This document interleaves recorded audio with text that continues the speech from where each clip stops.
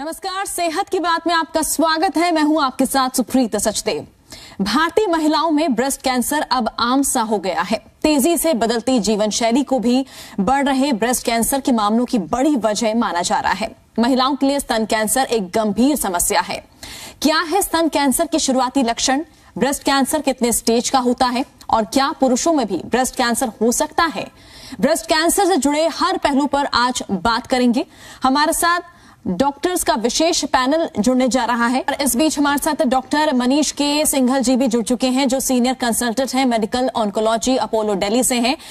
Doctor Manish, breast cancer को लेकर जो हम चर्चा कर रहे हैं, हमने ये जाना कि ब्रेस्ट कैंसर क्या है, क्या इसके सिम्टम्स क्या है, क्यों इसकी परसेंटेज बढ़ रही है। लाइफस्टाइल की अगर बात करें तो किस तरह का लाइफस्टाइल अपनाना चाहिए ताकि ब्रेस्ट कैंसर से जो बचा जा सके, और अगर ब्रेस्ट कैंसर हो भी रहा है तो उसके बाद की लाइफस्टाइल कैसी होनी चाहिए?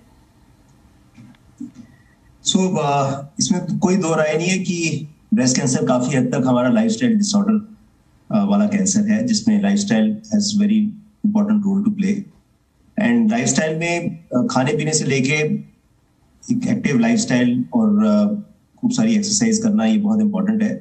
ओबेसिटी, डॉक्टर देवव्रत ने बताया कि ओबेसिटी एक मेजर कारण है, मोटापा एक मेजर कारण है जिसकी वजह से ब्रेस्ट कैंसर का इंसिडेंस बढ़ रहा है। इनएक्टिविटी, सेडेंटरी लाइफस्टाइल, यानी कि लोग बैठे रहते हैं और कोई एक्टिविटी नहीं करते।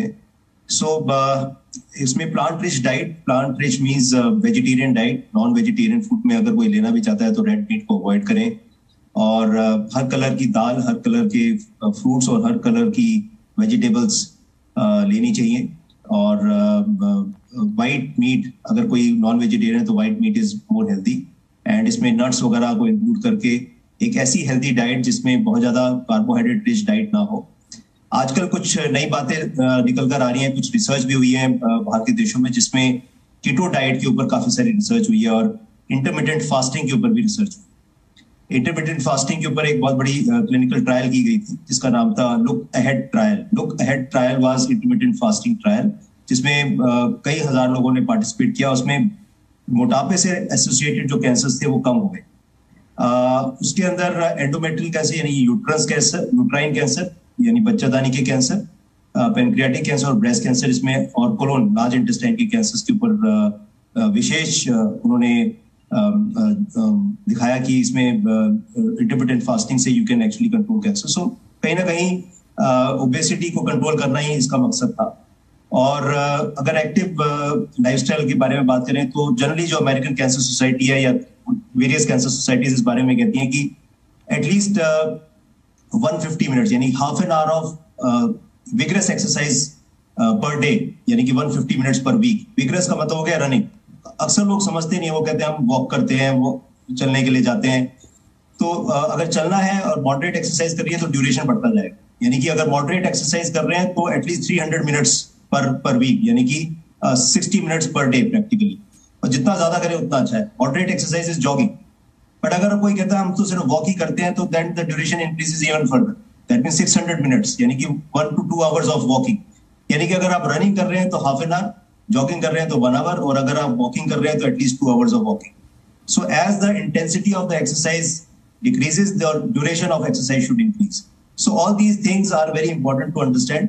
एंड मुझे लगता है कि इससे हम बहुत सारे अवॉइडेबल कैंसर्स को अवॉइड कर सकते हैं, ना ही केवल ब्रेस्ट कैंसर, बहुत सारे और कैंसर जैसे कि जो मोटापे से लिंक्ड है, वो उन कैंसर्स को भी अवॉइड किया जा सकता है। बिल्कुल डॉक्टर मनीष, आपने बहुत अच्छी जानकारी यहाँ पर जो डिटेल में हमारे दर्शकों को समझाई है।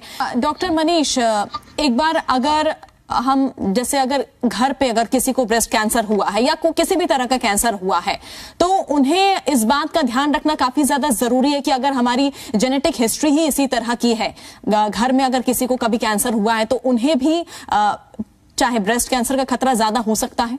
जैसे आपने पहले भी इस बारे में दूसरे एक्सपर्ट्स ने बताया था कि जेनेटिक प्रीडिस्पोजिशन को आज की डेट में हम स्टडी कर सकते हैं। एंड इसके लिए बड़े सिंपल टेस्ट हैं जिनको BRCA1, BRCA2 म्यूटेशन और PALB2 म्यूटेशन या ATM म्यूटेशन, कुछ ऐसी म्यूटेशंस हैं जो जेनेटिक ब्रेस्ट कैंसर्स में पाई जाती है। 2 कारण हो सकते हैं। एक तो जेनेटिक प्रीडिस्पोजिशन है जिसको आज की डेट में हम बड़े आसानी से स्टडी कर सकते हैं, बहुत महंगा टेस्ट नहीं रह गया अब ये, और इसमें एक सलाइवा या तो इस्तेमाल किया जाता है या ब्लड सैंपल से हम बता सकते हैं कि जेनेटिकली आप प्रीडिस्पोज्ड हैं कैंसर होने के लिए या नहीं। या फिर आपका एनवायरमेंटल प्रेशर्स कैसे हैं, उसी घर में अगर बार बार एक तरह के कैंसर्स हो रहे हैं तो परहैप्स उनकी कुछ जीवन शैली ऐसी है या फिर वो सेडेंटरी लाइफस्टाइल है या खाना पीना कुछ इस तरह का है जिसकी वजह से एनवायरमेंटल रिस्क फैक्टर्स जो कि मॉडिफाइबल, जेनेटिक्स को तो हम मॉडिफाई नहीं कर सकते बट एनवायरमेंटल फैक्टर्स को तो हम मॉडिफाई कर सकते हैं। तो उनको फिर उसी हिसाब से एजुकेट किया जा सकता है। जहां तक रही जेनेटिक्स की बात, एंजेलिना जॉली एक बहुत जीता जाता उदाहरण है उसका कि अगर किसी को जेनेटिक प्रीडिस्पोजिशन मिल जाती है तो उसमें हम प्रिवेंटिव सर्जरीज कर सकते हैं, यानी कि दोनों स्तन को निकाल के रिकंस्ट्रक्ट किया जा सकता है और ओवरीज को निकाला जा सकता है। जो कैंसर्स उन पर्टिकुलर जेनेटिक म्यूटेशंस में ज्यादा होते हैं उनको at the right time when they complete their family, जब फैमिली कंप्लीट हो गया है तब हम इस तरह की काउंसलिंग करते हैं। और अगर कोई ऑर्गन सेक्रीफाइस नहीं करना चाहता तो हम स्क्रीनिंग को बढ़ा देते हैं, यानी सर्विलेंस को थोड़ा और बढ़ा देते हैं। हर 6 महीने में चेकअप के लिए आना पड़ता है, MRI कराया जा सकता है ताकि हम अर्ली डिटेक्ट कर सकें। सर्जरी से प्रिवेंशन हो जाता है और स्क्रीनिंग से अर्ली डिटेक्शन हो सकता है ताकि हम लाइफ को बचा सकें। चलिए, बहुत बहुत शुक्रिया आप सभी का हमारे साथ जुड़ने के लिए। तमाम जानकारी आपने हमें दी ब्रेस्ट कैंसर को लेकर और हमें पूरी उम्मीद है कि ये सभी जानकारी जो है हमारे दर्शकों को काफी काम आएगी और आप भी अपने आप को जितना हो सके बचा के रख सकते हैं और अपनी लाइफस्टाइल को इंप्रूव कर सकते हैं ताकि इस बीमारी से दूर रह सके। फिलहाल